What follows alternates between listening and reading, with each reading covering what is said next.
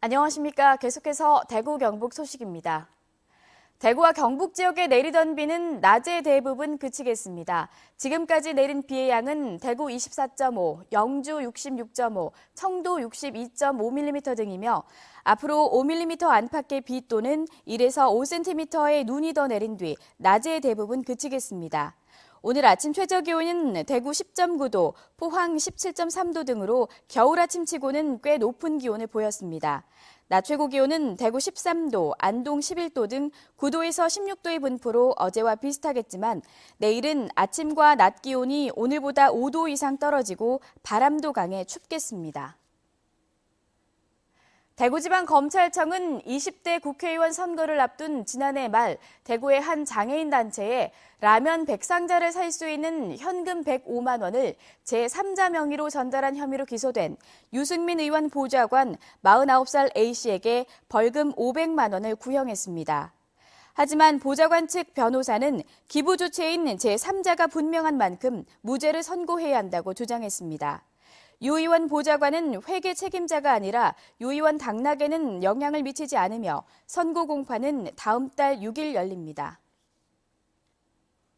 대구시가 46억 원의 시비를 투입해 CCTV 통합관제센터에 저화질 카메라 970여 대를 당초 계획보다 1년 앞당겨 200만 화소 이상 고화질 카메라로 모두 교체했습니다. 올 들어서 지난달까지 대구시 CCTV 통합관제센터 신고에 의한 범인 검거는 110여 건으로 지난해 같은 기간보다 57% 늘었습니다. 또 수사 목적 등으로 제공된 영상 자료도 14,000여 건으로 67% 늘어났습니다. 일명 와사비로 알려진 고추냉이는 재배하기가 까다로워서 국내에선 구경하기가 쉽지 않은데요. 이 귀한 국내산 고추냉이를 경북 동해안 횟집에서 내놓고 있는데 이 손님들의 반응이 아주 좋다고 합니다. 장성훈 기자입니다.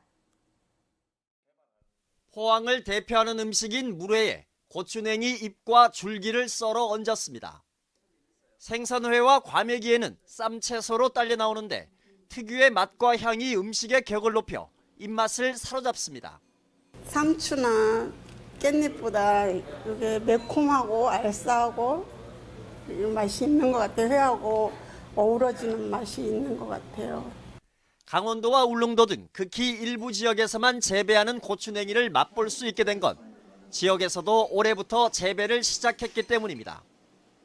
비닐하우스 한켠에서 파릇파릇 잎을 키운 고추냉이 수확이 한창입니다. 이달부터 시작해 내년 6월까지 출하하는데 친환경 시험 재배로 양이 많지 않은 데 비해 생선회와 과메기철을 맞아 소비는 늘면서 공급량이 달리고 있습니다. 올해 첫 시험 재배를 시작으로 내년부터 본격 생산에 들어갈 계획입니다. 판매 가격도 1kg에 2만 원 안팎으로 요즘 인기 작물로 뜬 곰치나 방풍나물보다도 수익성이 훨씬 좋습니다. 이게 우리 기온하고 마침 우리 이쪽 지역이 또 회나 이런 쪽에 음식 문화가 하니까 잘 어울리겠더라고요. 일본이 원산지인 고추냉이는 저온 식물로 기온에 매우 민감해 재배가 쉽지 않아 보다 체계적인 재배 기술 연구는 과제로 남아 있습니다. 온도에 굉장히 민감한 식물이어 가지고 그러니까 저렇게 기술센터나 이런 데 하고 그러니까 재배 이런 조건에 대 가지고 좀 이렇게 같이 좀 많이 맞춰야 돼요. 부추와 시금치, 방풍나물 등에 이어 고추냉이가 경북 동해안을 대표하는 채소로 성장할 수 있을지 주목됩니다. MBC 뉴스 장성훈입니다. 대구시가 오늘 오전 10시부터 오후 5시까지 옛 경북도청 자리인 시청별관 민원인 주차장에서 축산물 소비 촉진 직거래 장터를 엽니다.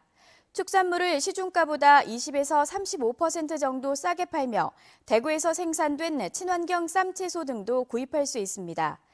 대구시는 최근 고병원성 AI 발생과 청탁금지법 시행 등으로 위축된 축산물 소비를 되살리기 위해 행사를 마련했다고 설명했습니다. 영남대학교는 교원 인사위원회를 열고 최회출 교수의 명예퇴직 신청을 반려했습니다.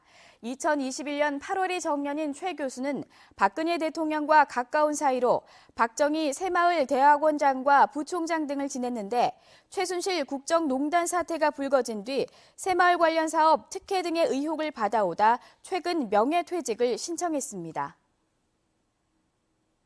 7고 경북대학교 병원이 대구시와 대구광역치매센터에 치매노인 실종 안심기관으로 선정돼 치매 환자의 돌발 상황에 대처할 수 있도록 각종 시설을 갖추기로 했습니다.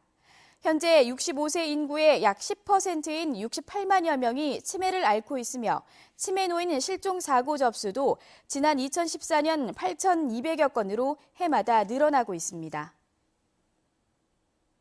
예천에서 도청 신도시로 진입하는 도로가 오늘 전면 개통됩니다. 이 도로는 예천 군청 소재지에서 도청 신도시를 잇는 총 연장 8.5km 구간으로 지난 2014년 3월부터 천여억 원을 들여 착공했습니다. 도청 신도시 진입도로는 안동 방면과 예천 방면이 모두 갖춰지게 됐고 향후 6개 노선이 더 확충될 예정입니다. 대구시는 환경부가 주관한 2016 배출업소 환경관리 경진대회에서 장려상을 수상했습니다.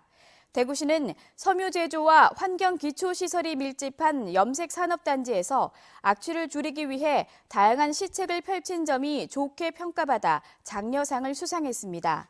대구시는 염색산업단지 일대에 악취 측정기, 기상 측정기 등을 설치했고 주민들로 이루어진 악취 모니터링단을 운영하고 있습니다.